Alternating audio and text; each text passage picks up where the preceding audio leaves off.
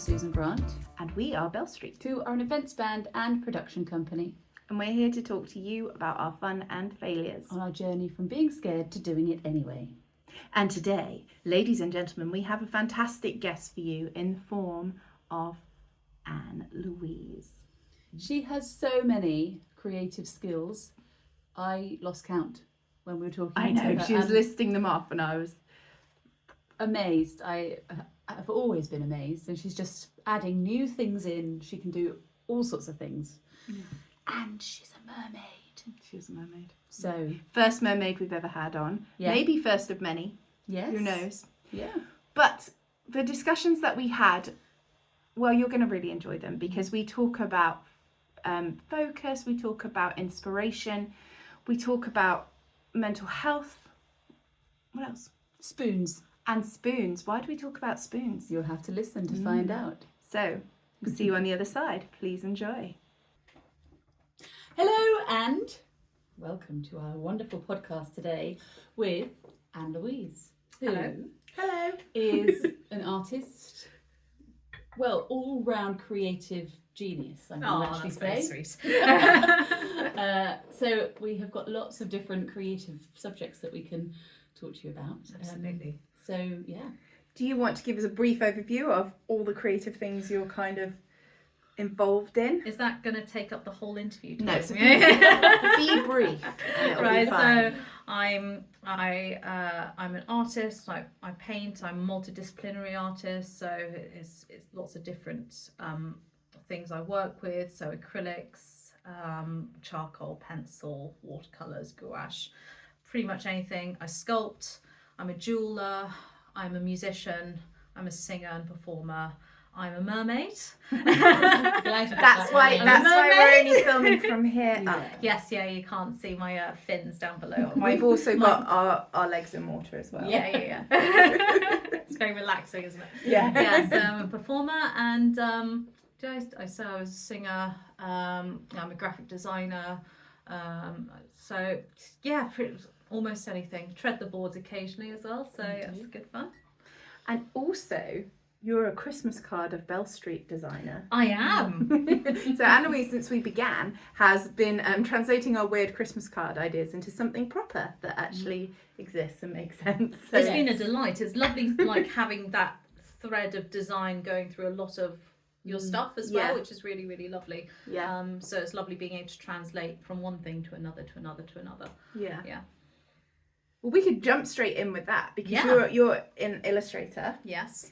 As one of your things, you just got a new book. New book out. Yes. What's that called? So it is What Makes the Waves Come and Go, and it's by a local author, Tony Dees, and I've illustrated the whole thing. So he essentially just gave me the story and I figured out the illustrations, the formatting, everything else that went with it. I'm really, really pleased with this one. I think the first one we were figuring out each other at the same time and figuring out what worked, what didn't, and now we're starting to get into a flow of it and understanding what works. I now understand book formatting a bit more as well. So yeah, really pleased with it. So Yeah, because I wanted to ask about, because you obviously do a lot of collaborating when you're illustrating and things like that. So when someone else talks about their vision, is it difficult to kind of, do you ever find there's a kind of stalling in the process when you have to take into account someone else's image that they might have in their mind? Or a little bit. I will ask people a few questions just to get more of an idea of what they want. I've been quite fortunate in my clients so far that they generally have a pretty good vision and I kind of understand where they're coming from anyway. Yeah. So when it came to the do you remember the Safe to Shop posters that I did for Virginia way back? So she gave me a couple of like example images of the kind of vibe we were going for and we just went from there. Some people are a lot looser in their ideas and that's when I have to ask them a few more questions and ask, can you just send me some like images, the kind of vibe so we can pin things down. And other people like Tony is more than happy just to let me go and just sort of do whatever, which is really, really cool having all that trust. Yeah. And I guess working with him, getting into the style of his writing as well. Yeah.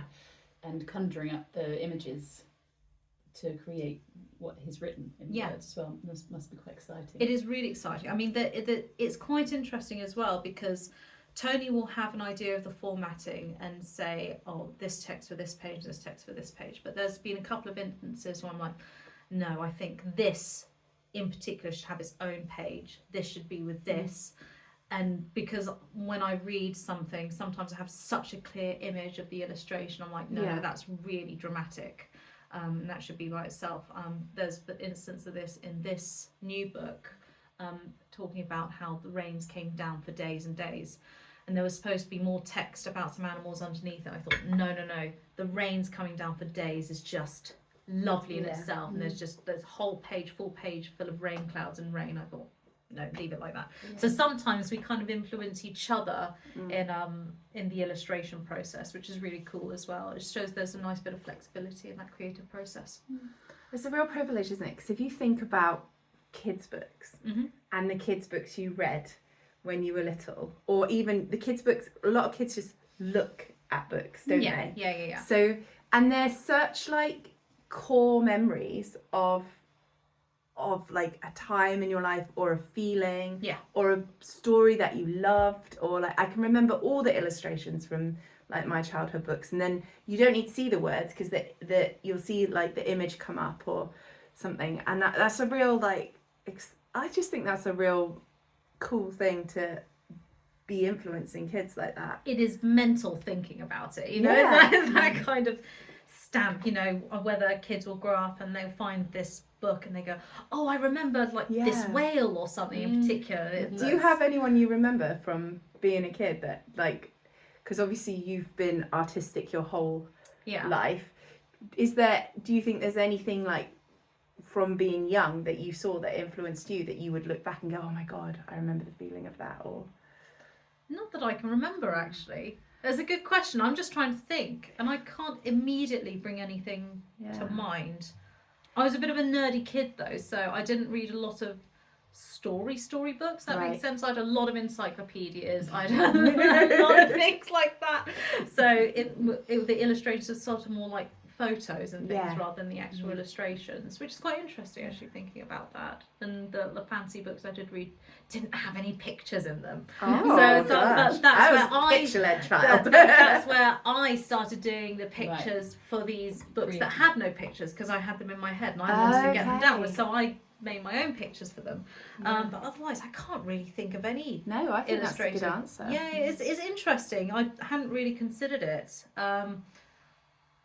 No, can't immediately bring something to mind. I'll probably remember something like tomorrow. But you can send it to us.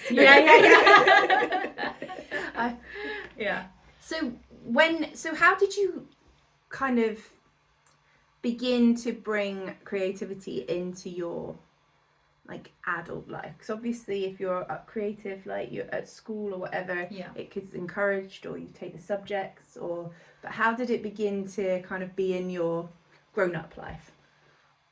Kind of accidentally. It usually happens like that. I wasn't intending on doing anything creative with my career at all. Like I was ready to study medicine. I was going to read medicine at somewhere, and that didn't happen. But we can touch on that later. And then I've always just drawn a bit, and you know, occasionally people would commission me the odd thing or two. But then, you know, as I got older, people would mention, oh, we're looking for so and so for an illustration or something, and I'll be like, oh, well, I can illustrate, or I can do, you know, calligraphy, or you know, anything like that. Or birthday cake, etc. And it sort of snowballs from there, because people start to know what I can do, and then they will ask me more for other things. And then it just kind of gets a bit out of hand, really. But it kind of, I've been a normal adult for a while, like just paying bills and things and figuring out what I wanted to do with my life. And I had this kind of revelation last year while I was working as a picture framer. I thought, well, lots of things were happening, shifts that sort of made me, you know, those kinds of shifts in life that make you put everything into perspective. You think, wow, is this what I want? And it kind of made me thought, it made me I thought, no, I don't want to do this for the rest of my life. And what do I want to do? I want to do my jewelry. I want to do my creative stuff for the rest of my life. I also have a mortgage, so how am I going to work this? Because obviously building something from the ground up takes a long time. I mean, it's great that I've gotten foot in the door and that people know what I can do anyway. But getting out there and being able to make a living out of it, that is a different kettle of fish entirely, isn't it? Yeah. So So- it takes a lot of bravery as Thank well. you. Because, well, we talk a lot about just doing it, which is all very well when you can, Yeah. or if you're in a situation where, you can give it a go. But like you say, when you have got a mortgage and the confidence in yourself to go, this is what I am. Yeah, exactly. I feel like this is the thing. I entered my 30s this year. But Congratulations. thank you. But I'm in a lot of people are like, oh, 30s, that's scary. And I'm thinking, actually, I'm really looking forward to this because I feel like your 20s, you're still figuring it out, Yeah. aren't you? You've no idea really about what's happening. Your life is still shifting. I feel like 30s, you're starting to actually know who you are, where you want to go, things like that, a bit more than you are in your 20s. I think 20s is still messy. I don't like the rhetoric that life finishes. I like past your 20s. Don't like that at all. No, I don't like that. Fingers crossed. No. I mean, but that's the thing. I mean, that's the thing that's pushed on you is that currency of youth. And you must do all this by the time you're 25 and things. And it's like I wondered if that had kind of drifted away, but did you still feel that pressure? Yeah, a little bit. I mean, especially in social media. I mean, maybe that's the kind of the kind of thing the algorithm is just sending me because I'm in that demographic. But I'm starting to notice more and more, maybe because of my age now, I'm being presented with things that tell you, life doesn't. But there are so many awful ways that you can compare yourselves to everything like online when you're young, and that makes everything really bad. And Well, when you're slightly older as well. Does it? Yeah, Brilliant. It It never doesn't stop. stops. It never stops. You just got to be very clever about curating your feed. Yeah. And selecting. Exactly. Unfollow anything that doesn't serve you, that doesn't inspire you. Just block anything that just makes you feel absolutely terrible. And comparison is the thief of joy, isn't it? That's what I say, and that's so true, especially in this digital age, I think. Funnily enough, you very kindly said it was very brave to chuck it all in and try and start this creative journey. One of the things that actually sparked it off was listening to this podcast and if it goes well. But the listening to the one with Amber and Karen and hearing how they chucked it all in for something they were passionate about. Oh my God, they're doing so well. They are amazing. So well. And they just seem to be having so much fun, don't they? Yeah. And it just seems to be like a really fulfilling. So Amber and Karen ran a local bookshop to Shaftesbury called Fold. We've had them as guests in season 1, episode something like 4-ish. Go back and listen. Yeah, it's very good. Inspired me to quit my job. We won't be held. Yeah. You You need a disclaimer at the bottom of your podcast. Yeah, any life disasters. We cannot. But that's great because again, we listen to a lot of podcasts and we're always talking about them. And sometimes you do just get that little nugget of, little pearl there. You go,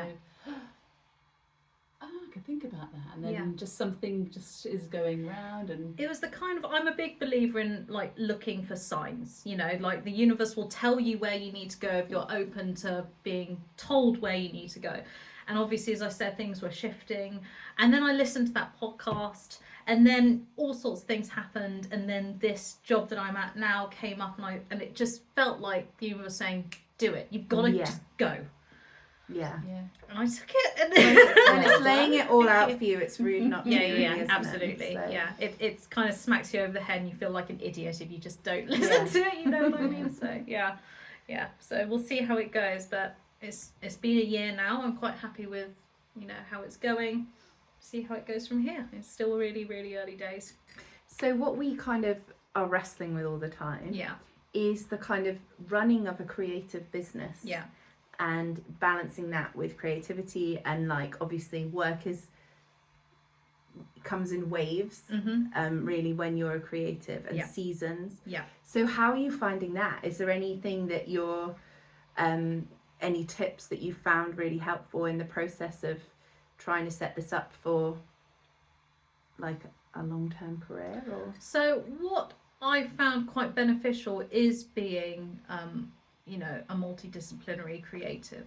So if things are quite quiet on the jewellery front, I've probably got some illustration work to do. If illustration is quiet, I've got jewellery work to catch up on. If that's quiet, I've got a couple of gigs I need to do, that kind of thing. So it kind of rolls from one thing to another. I completely agree with the seasons, because there are some, you know, there's some seasons where I'm completely dry on gigs. And to be fair, I've turned down a few gigs this year because I wanted it a bit quieter, because I wanted to focus, because I knew I had the book, I knew I've got a lot of jewellery stuff I wanted to do. So I thought, well, I'm happy to say no to some gigs to really put my time into other things. But so far I think that's been quite good, that I can roll from one thing to another. Obviously I'm not sure how that's going to work long term. Hopefully that's a fairly good, you know, long term thing, because there'll be work somewhere in one of my skills, hopefully, she says. But we'll see. If one thing takes off more than another, that suddenly I'm like, Christ, I can really go somewhere with that, then fine, then I will stick with that. But I think for the meantime, whilst figuring things out, just explore every avenue first. That's what I'm good at, though. I'm not very good at sticking to one thing. I get quite bored of one thing. We can relate to that. Yeah. So I'm just like, let's try something else. So I think that actually suits me as well, being able to do lots of different things. I think that's what we've managed to kind of almost cultivate between us, is the kind of mutual agreement that if we're just doing the one thing, we're going to be bored. Yeah. So we do, like, although we can't be as kind of diverse, but it's nice to have something to flick your attention to. Yeah. To kind of take the pressure off sometimes, even just the intensity of one project. Yeah. And flip it to another. Absolutely. And how do you manage your energy with it? Because when you're creative, you are putting out all the time, or you're around people, and even having a consultation with someone to do with jewellery or something, it's still that exchange. Yeah. And when you've got so many things, do you find it easy to say no to things? And like with the fringe. Yeah. Sorry about my social media, it's just popping off. No, Is the millions of fans. It'll be a child. Or a random child. Yeah. One I don't know I've got. Yeah, okay, you've hit upon my Achilles heel. Okay. I am not good at managing my energy. That is one thing I know that I'm not good at. Some days I will be great and I'll be able to have a plan and bang, bang, bang, and I will have, as the mental health term is, plenty of spoons to be able to do loads of things. Plenty of spoons? Spoons. Yes, have you not heard of that? No. Right, we can go into that later. Okay. So, I'm going to write spoons down, Spoons. and in 10 minutes I won't know what that means. Okay. It's a shopping list, the shopping list. So, yes, and other days I will barely be able to start on one thing, and talking to someone will take everything out of me, all my spoons, and I won't be able to do anything else at all. So it is really, really hard trying to keep that a steady level going, but I'm kind of starting to accept that that's probably just not how I work. And expecting myself just to keep steady level going forever, always. I'm not a machine. I can't do that. There will be good days, there will be bad days. Some days I get complete creative block. I have no idea. There are some days with illustrations I will need to do some illustrations on some pages, and I just sit there and I think, I've got nothing. I cannot think of anything at all.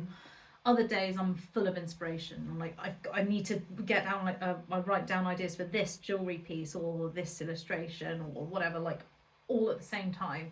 Yeah. So I don't know, maybe it's reaping, you know, what you sow. Maybe I'm putting too much energy into suddenly all at once, and then that means that I haven't got enough later. I mean, that's something I need to learn to manage. It is tricky. Sounds like you are, though, because if you're saying in terms of like you turned down gigs at the Fringe, Shaftesbury Fringe, go, it's very good. It is very even good. though Anne Louise wasn't performing. If you're turning things down, it sounds like you're beginning to understand that need to kind of manage it, and that's quite a mature that's quite a mature place to be in terms of, it took us ages to say. Still learning. I'm still learning to say no, Exactly. And you feel bad for saying no. I think I get the anxiety of, if I say no, then people won't ask me anymore. Yes. And then I won't get the business. And then blah, blah, blah. And so, but I have to learn, no, if people want my work, if they value my work, they will come back. Yeah. And that's fine. I And can say people no. would rather a good job than a rush job or something. And like we've had some gig inquiries where it really isn't us. Yeah. It's not worth it's it. not for Not us. worth There's it. no point in us Yeah. doing a rap night. You know, Yes. or something. Or the Bollywood night. Bollywood night. We- Wow. Yes, Wow. we've told this story a number of times on the podcast, but it hasn't really been out yet. But we did get asked by someone if we could do, in the middle of a gig, they asked if we could do a Bollywood night the next month, and we were like, well, no. That is a choice. Like, wow. Definitely we can't. No. But once upon a time, we We'd might have been gone, like, right, well, somehow how could we will, make 'cause this we need the work? money. Yeah, We need yeah, the gig. yeah, we yeah. need to be seen to show up. Yeah. But I think that's part of valuing what you do is Yeah. being able to say no as well, Mhm. isn't it? It's drawing that line, it's finding that boundary, and it's knowing your worth of your product, isn't it? It's being Yeah. able to say no to some things, which Yeah. is cool, but it's a hard lesson to learn, and you learn from mistakes. Unfortunately, yeah, totally. So how do you kind of fill up? How do you get inspiration? How do you re-energize? I wait. Basically, a lot of my inspiration just sort of kind of happens. I get an idea and I'll just need to write it down. I'll get a lot of inspiration for jewellery from going to places like museums. Yeah. So for example, I went to the British Museum recently, and the amount of inspiration I got for jewellery pieces was insane. So Did you take a sketchbook? I didn't. I just took so many photos, Oh. more photos than I'll ever look at ever. But but I'm already reaping the benefits of that, really. So there were some beautiful 18th century French brooches, I think, dragons, which were beautiful, and they had these amazing feathery wings. And I'm currently making a phoenix ring for someone, a custom order, and that just works beautifully, just seeing how those wings were sculpted and giving myself inspiration for how to sculpt what I was doing. It worked really, really well. So cool. yeah, and finding things like from ancient, like Byzantine jewelry, ancient Chinese, Norse, all of those kinds of different jewelry styles, different flavors, different techniques, and just amazing stuff. It's just so inspiring. So that's sometimes that. If I'm wanting inspiration for music, I need a real strong emotional feeling before I can write anything. Like, I can't write anything if I'm feeling Yeah. you know, Because that would be a rubbish song. Yeah. it would be a rubbish song. But if I What do feel you something, I feel like, so. yes, but sometimes I'll get an overwhelming feeling, and then I can translate that into music rather than just saying I have to write a song and then just sitting and writing one. You know, that has to. That spark has to come from something quite intense. Yeah. But otherwise, inspiration tends to just find me if I'm just willing to, accept it and being able to see other people's works and how other people do things. Like, again, in some museums, galleries for art and things, just seeing how the old masters used to paint things like light or, the subject matter or composition and things like that gives me lots of different ideas. So it comes from lots of different places. Yeah. What do you play instrument-wise as well? So I play piano, guitar, violin, mandolin, and a little bit of whistle. What, like? No, like penny whistle. Because we play the kazoo We together. do. Nice. We Very play nice. the kazoo very well. We're very Excellent. adept at that. If Yeah, you ever yeah. need to collaborate. Well, I do know with what. a kazoo. With a thief. Do you know, obviously, in the Chicken Run soundtrack, as well as those wonderful sort of orchestral scores, they used kazoos. Right. The Chicken Run soundtrack. No. So yeah, there you go. Now We should know. approach them if they do a number 3. Yeah. Yeah, okay. In it. So there we are. So you can play along with an orchestra, which is really cool. It's a legitimate skill. It is a legitimate skill. So I play guitar. I wouldn't say I'm a master at any of these. I am primarily a singer. So everything else that I play sort of accompanies that. My piano, I don't accompany my singing at all. I was classically trained with that. And I just do that for pleasure, really. I don't really perform. I think I've only performed a handful of times as a pianist, which is fine, but I think I'm happier being a singer rather than known as all the other kinds of stuff. I'm known for quite a lot of stuff anyway, so I think maybe we should reel it back a little bit. We're going to touch on this now. You are also known as a mermaid. Yes. I wondered what you were going to touch on. Yeah. You just said it so seriously. Yeah. And then I was like, here comes the question. And then a mermaid, yes. A mermaid. Yes. And so you have been seen in the fountain at the Grosvenor. Yes. You were in a bathtub at the Fringe previous to this one. Yeah. At the in a shop window. In a shop window, yes. Yeah. But often you go out to, is it Lulworth Cove or something? No, so I go to Shell Bay, Studland.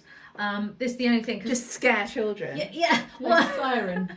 Yeah. Just sing at them. Yeah. Do you ever feel like being an evil mermaid? I do. Well, I kind of make eye contact with kids, and I give them a wry smile, and then I'll go under the.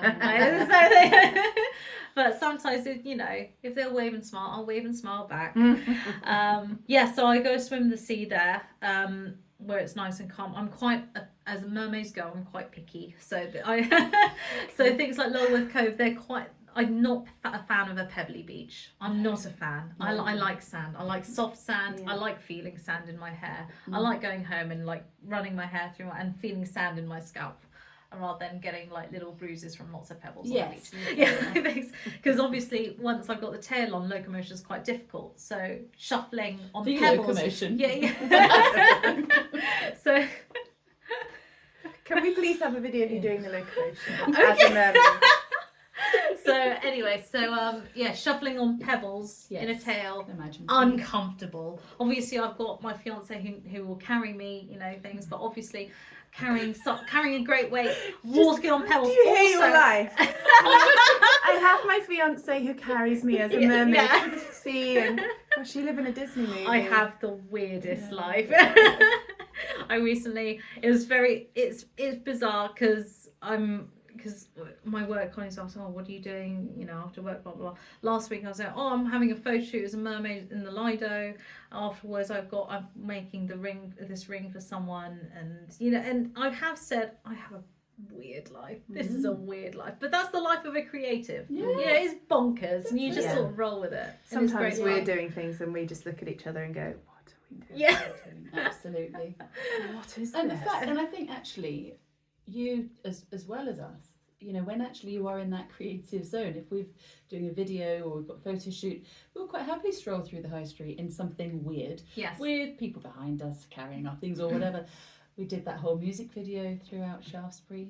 People got involved, whatever. But again, you were dressed as a fox. Yeah, folk fox. Yeah. Back in the day. Maybe it is because we are in this bubble in Shaftesbury of all these wonderful creatives. Well, it's kind of easier to live like that than to actually walk down the street as yourself. Yes. In your real face and your real clothes with your real feelings. It's like armour, isn't it? Putting on, your costume and the face for it, and it's great, and it is really empowering. I think that's why a lot of people do things like drag. It's exactly that kind of thing. But yeah, I don't mind it. I mean, people have recognised me out of my tail as well, which has been quite cool. I've had a couple of people that I've served go, you're the mermaid. You're the you have legs. Yes, which is quite cool. I mean, it's a niche little performance thing, but it seems to really be taking hold. People seem to know me for that now, which is great, and I'm thinking, right, great, I'll run with it or I'll swim with it, whatever. I was going to ask if H2O was an inspiration to you, but you're probably far too young. I do know what H2O. Or Clear. I've seen the memes and reels about that, which is quite fun. Yeah. No, I haven't actually seen H2O. I didn't actually. Maybe next time you're bored. I watched Splash. That was lent to me by Dave Hollis, actually. He lent me that DVD. Yeah. So a lot of DVDs from him that no one should watch. Sorry, Dave.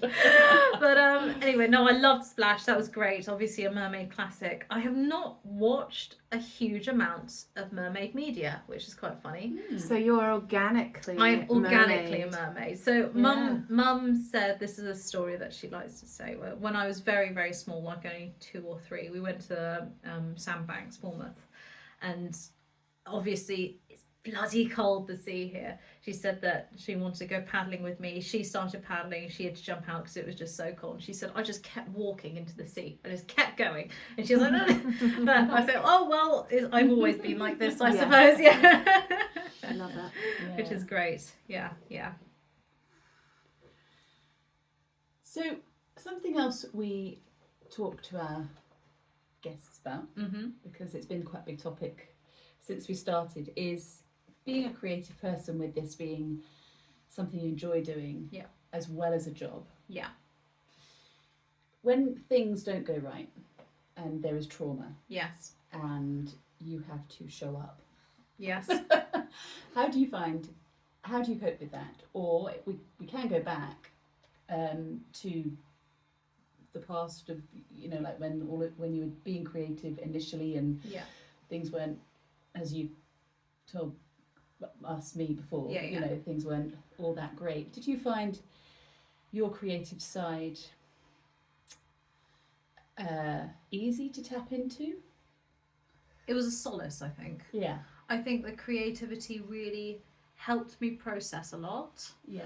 I think that it wasn't something, because it wasn't a job at that point necessarily. It allowed me just to explore how I was feeling, and just a very good way for me to just relax when I really, really needed it. So yeah, there was a lot of ways that I think the creativity really did save me with the mental health kind of stuff, which was great. But through that, looking back on my art, you kind of learn who you are from that. Interestingly, I think one of my best friends commented on this, or maybe I mentioned it to her, but she noticed that a lot of my paintings from back when it was really rough, all my paintings were very black, like very dark, it was night, but there were like little points of light and things that were glowing. And I thought that's quite a hopeful feeling that I hadn't considered when I was painting it, because I just thought it looked pretty. But it's when you look back and you realise what you were trying to tell yourself through your art. Yeah. It's really, really insightful. So it's amazing. It's like being able to speak to a different version of yourself. And again, just learning through that creativity. Yeah, really cool. Tell us about spoons. Spoons, right. So spoons is a term used in the mental health community and the neurodivergent community that essentially says your capacity for a day. Some days you wake up, it's like a tray full of spoons, like a drawer full of spoons, right? Every action that you need to do spends a spoon. Okay. So you give your spoons out for various things. So even getting up is a spoon, brushing your teeth, spoon, have a shower, spoon. So that kind of thing. And you have to consider when you wake up and you are just sitting there and thinking, I can't do this. That is a low spoon day. When you do not have the capacity to be able to really give yourself to everything, do all the things that you feel like you need to do. Those are the days you need to be kinder on yourself.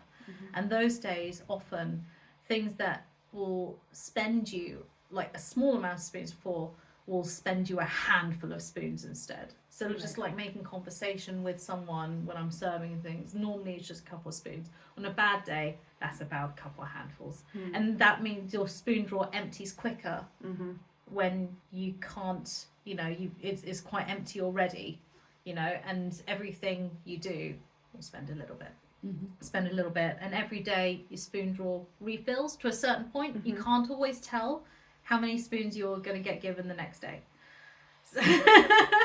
So you are nodding, you look like you're like, I get this, I get this, I was just thinking about the amount of spoons I lose in the dishwasher, or I was thinking about my teenagers. The dishwasher of life. I think it's a good illustration. I mean it's a really good way, because sometimes it's quite hard for people to just quantify how they're feeling. But spoons is a term that's really, really taken off, and quite a good one to think about, actually being able to quantify that as a spoon draws empty. Well, now we can use that language to each other. We can. Yeah, how you But spoons. also, I think it's always important to consider how many fucks you have left to give. yes, It's very important as well. But that's not about energy. That's No. about how much of my time how much of my yes. emotionally you're going to take from me, which I Yes. guess is slightly different to how much energy do I have. Yes. Yeah. Spoons. Okay, I thought a reel about this as well. That spoons and fucks are two different things. Yes. Yeah. So, Are we saying fucks? Or are we saying forks? Yeah. Spoons and forks. I like it. I really like that. Yeah. In your cutlery drawer. Okay. Yeah. There we are. So that's spoons. I can't wait for the highlights of that. Yeah. Good. Yeah. So there we are. So that's spoons. So there's a thing now. But yeah. Oh, so I think it's really good to be able to begin the day. Like, you can have all the plans you like, and we've talked about this before, even just coming into rehearsals, and some days you can just see it in our we say rehearsals, but it's just us being in the same room getting shit done. Yeah. But it's just easier to say rehearsal, isn't it? But some days we come in, you can feel the energy of both of us is just there are no spoons in the drawer. There we are. There it is. Maybe a teaspoon, but and so then we have to re-look at the day and say, right, well, if we can't manage that today, what can we manage? Yeah. And then you can still move forward, and you're not being stagnant. It's just you're responding rather than like the anxiety of I have to meet the quota, I have to get this done. Yeah, and that's this one I was saying. You've got to be kind to yourself when you realise you've got no spoons left. Yeah. You've just got to be able to manage what you do have. Yeah. And again, you learn through your mistakes, so you figure out what you can do over time. Yeah. I'm glad to know that it's not just me. It feels like you gotta it's not just manage you. that. We nonsense. just didn't know about the spoons. Yeah. It's very good. Yeah. Well, in that podcast that you suggested I listen to this week, the Mel Robbins, who we talk about a lot, and they're talking about to-do lists. Yes. And he was saying that putting down a to-do list, and I am so Susan's bag is full of notebooks with lists. Full of notebooks. Yeah. And then I can never find the list, but all the lists are the same, and they have been for the last 5 years. Yeah. But what they are is completely unattainable. I'm never going to do all those things. And Yeah. he said you should see it as a wish list of the things. Well, I don't wish them. I wish they were done. Yeah. No, but he's saying this is like it's not attainable. It's like this is what I wish I could get done today, but at any point that's not going to be achievable. But if it's a to-do list, and I did look at one last night, I was like, one, and so I started to put on my to-do list in the morning: wake up, get up, because generally I do those two things. Yeah, and then that makes you feel a bit better that you've ticked off I've got up, I've woken up, great.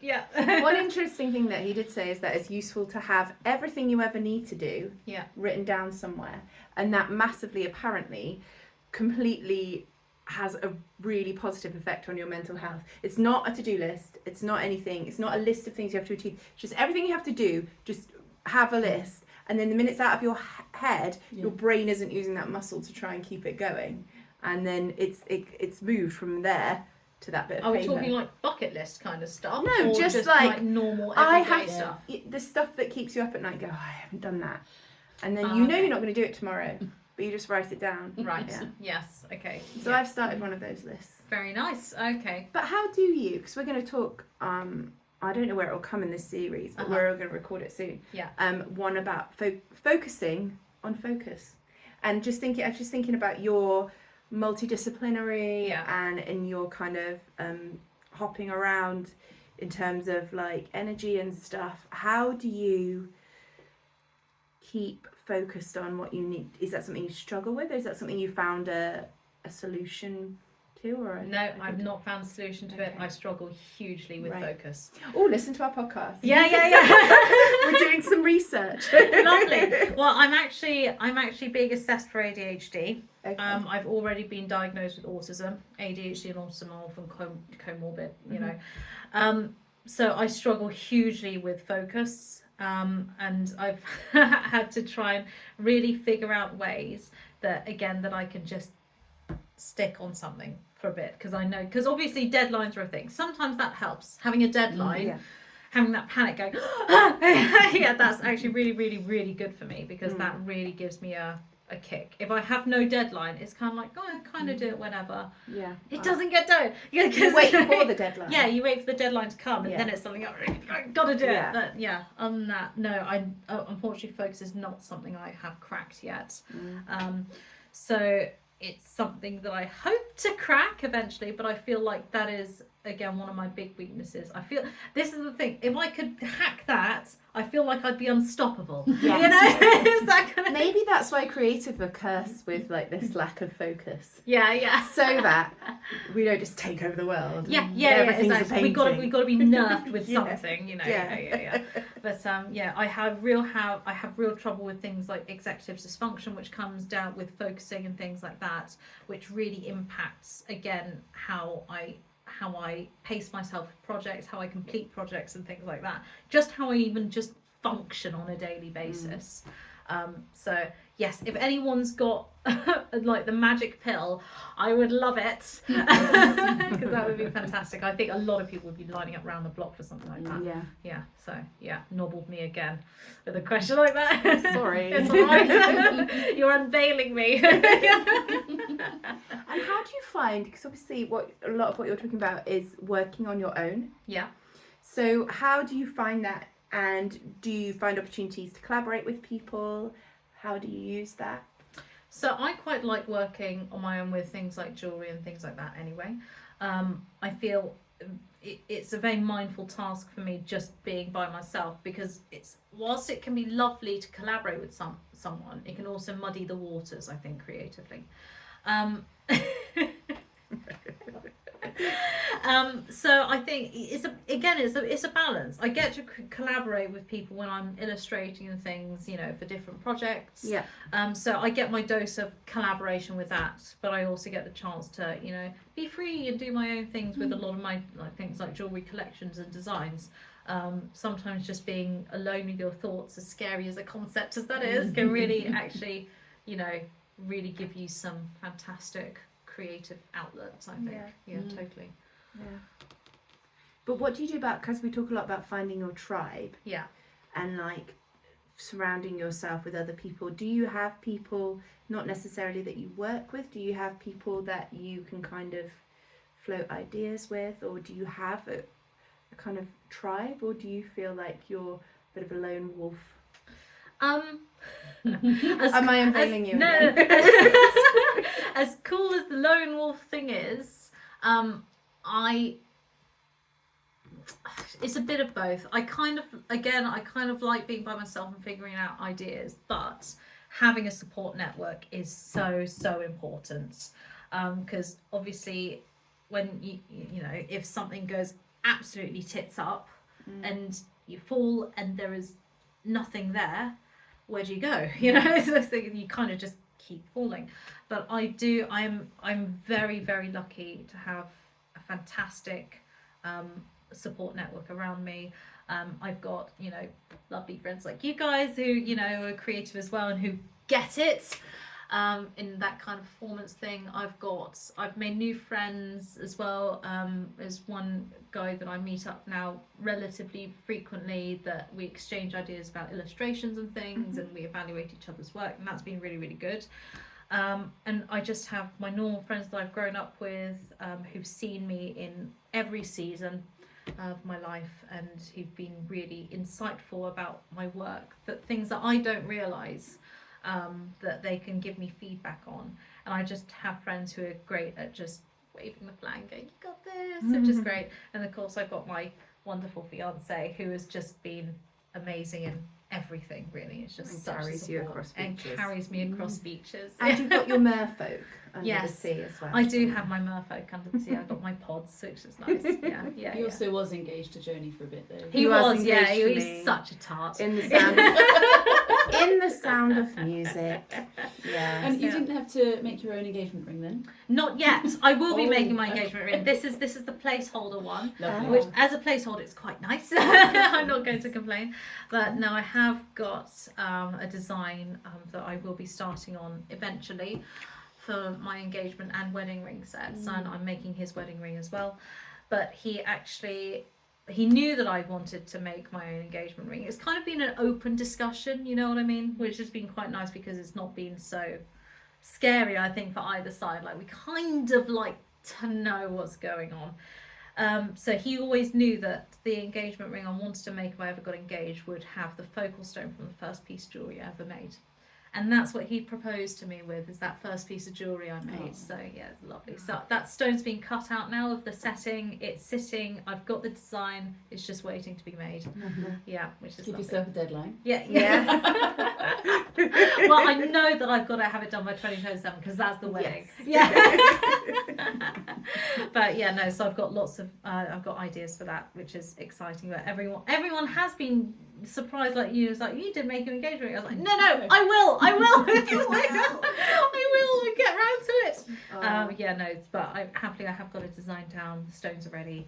Just need to make it. You've made a few engagement rings, haven't you? I've made a couple. That's amazing. You're like really just ingraining yourselves into all these people's lives, like children, and then like people are going to be wearing your designs on their bodies forever. It's bonkers. I mean, I'm a tattoo designer as well. So there's a lady who's most of her tattoos are my designs, and that's just bonkers. Thinking there's someone walking out there and you're walking canvas. Yeah, right. It's just really, really weird.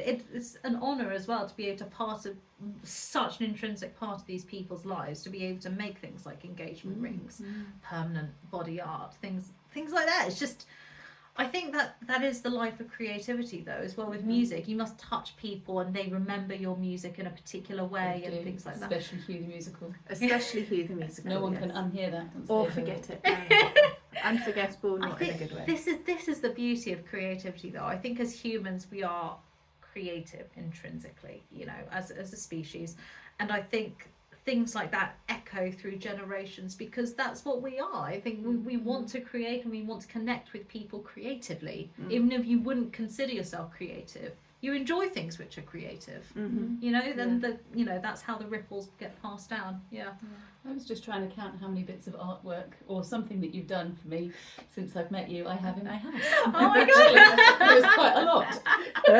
Different guys. Yeah. Which is also very cool. I mean, I get excited when I go into someone's house and I see my art on the wall, like. You know, like I've seen when I went to the gym recently, I saw a lady come out and she was wearing one of my jewellery pieces, and I just smacked my fiance.